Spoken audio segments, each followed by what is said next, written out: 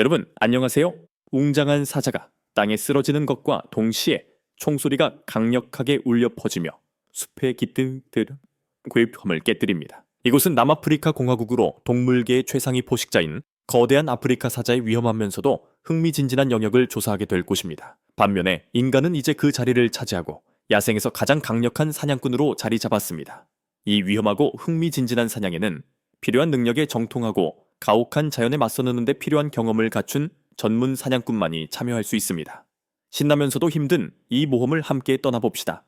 아프리카 사자는 다른 동물과 비교할 수 없는 힘과 자기 몸무게의 4배나 되는 먹이를 죽이는 능력으로 인해 자연계에서 경외감과 공포의 상징이다. 사냥할 때 사자의 자존심은 포위 및 긴밀한 동기화와 같은 전략을 채택하여 성공 가능성을 극대화하기 위해 자주 협력합니다. 자주 만나는 먹이로는 영양, 얼룩말, 물소, 때로는 아기 코끼리도 있습니다.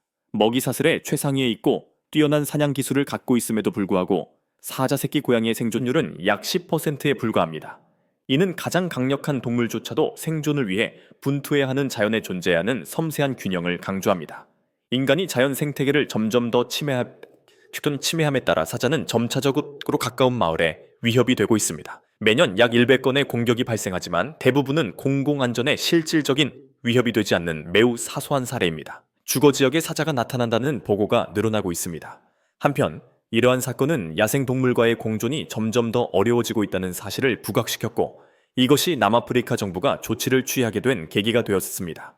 사자 사냥은 논쟁의 여지가 있는 관행임에도 불구하고 인구 관리에 기여하고 경제적 보상을 제공한다는 이중 목표를 달성합니다. 매년 약 3,200명의 다른 나라 사냥꾼들이 사자 사냥에 참여하기 위해 남아프리카 공화국으로 여행합니다.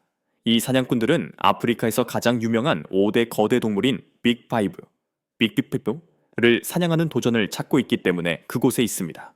그 중에서도 사자는 뛰어난 명성과 놀라운 외모, 그리고 사냥에 따르는 상쾌함으로 인해 특히 인기가 높습니다.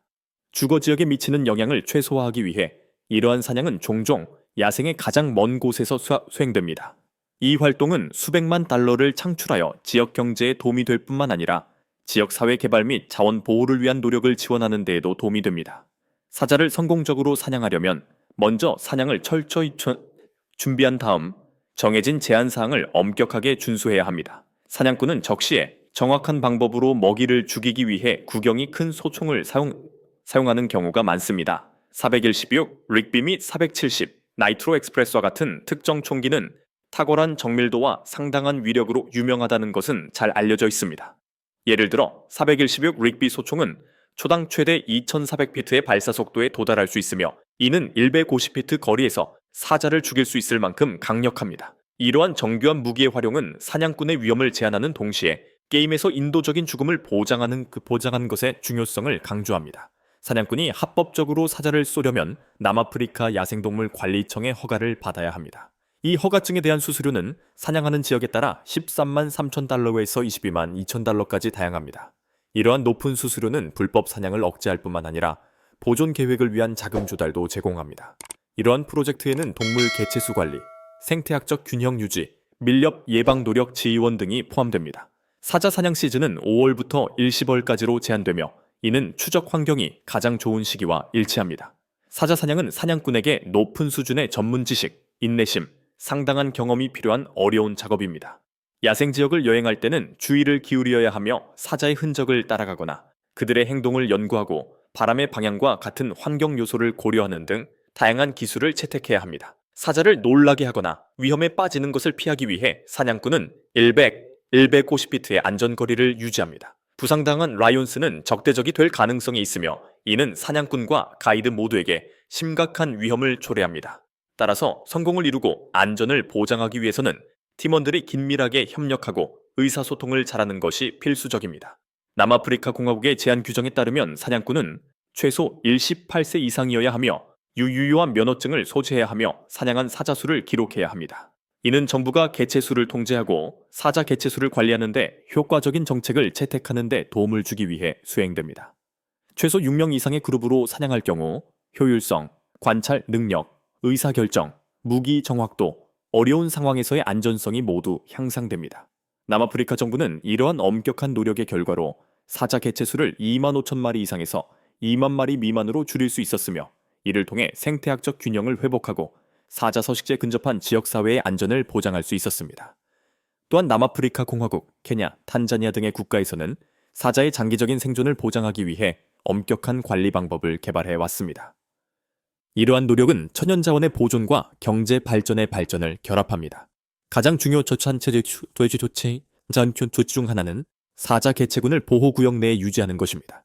이 지역은 밀렵과 서식지 손실과 같은 위협에 대한 안전한 피난처이자 장병 역할을 합니다. 또한 GPS 장치와 같은 현대 기술을 사용하여 사자의 행동, 이동성 및 건강을 모니터링하며 이는 효과적인 관리 관행 개발에 중요한 데이터를 제공합니다. 게다가 남아프리카의 사자 사냥은 전통적인 토착 관행에서 경제 및 보존 문제로 인해 규제 산업으로 발전하면서 길고 복잡한 역사를 가지고 있습니다. 식민지 시대에는 사냥이 거의 규제되지 않았으며 사자는 스포츠와 보호를 위해 광범위하게 사냥되었습니다.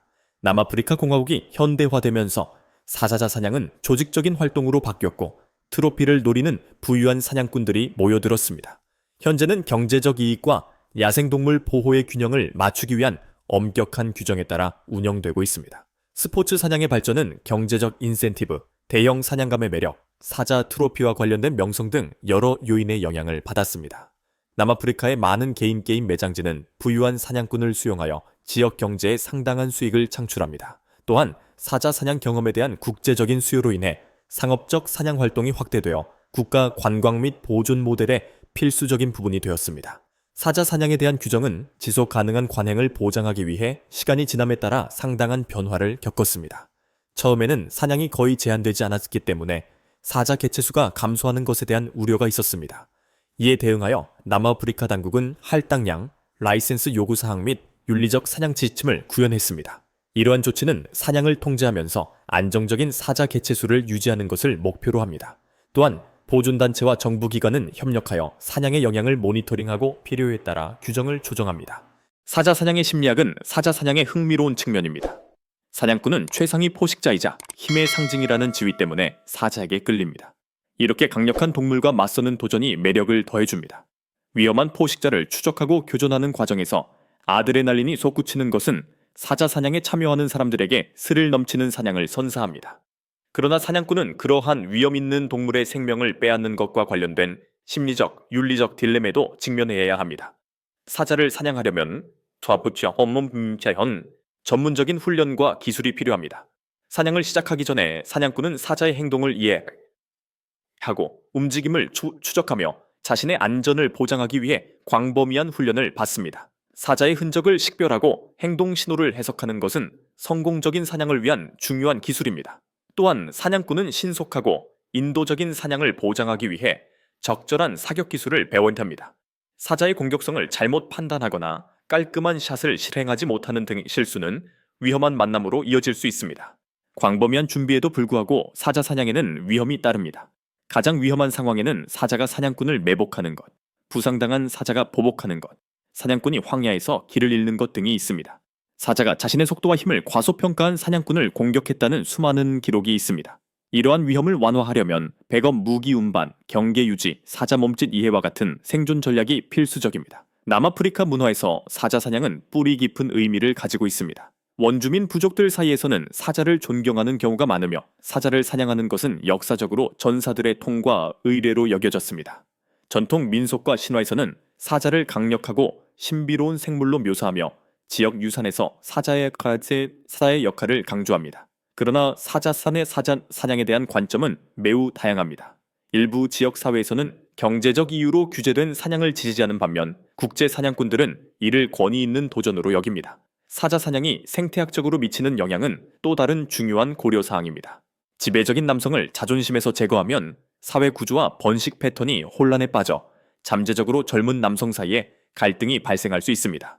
그러나 통제된 사냥은 사자 개체수를 관리하고 인간과 야생동물의 갈등을 줄이는 데 도움이 될 수 있습니다. 과학적 연구에서는 사냥이 사자 개체수에 미치는 영향을 조사했으며 일부에서는 지속 가능한 사냥이 보존 기금에 기여할 수 있다고 주장합니다. 현대 기술은 사자 사냥 관행을 크게 변화시켰습니다. 열상 망원경, GPS 추적 장치 및 드론은 사냥꾼이 사자를 더 효율적으로 찾고 추적할 수 있도록 도와줍니다. 이러한 도구는 정확한 타겟팅을 보장하여 불필요한 고통을 줄이는 데 도움이 됩니다.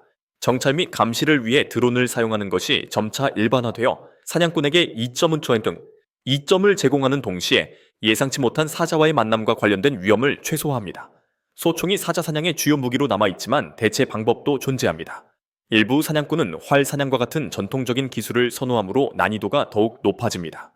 역사적 기록에 따르면 토착 사냥꾼들은 창과 함정을 사용했지만 그러한 관행은 대체로 사라졌습니다.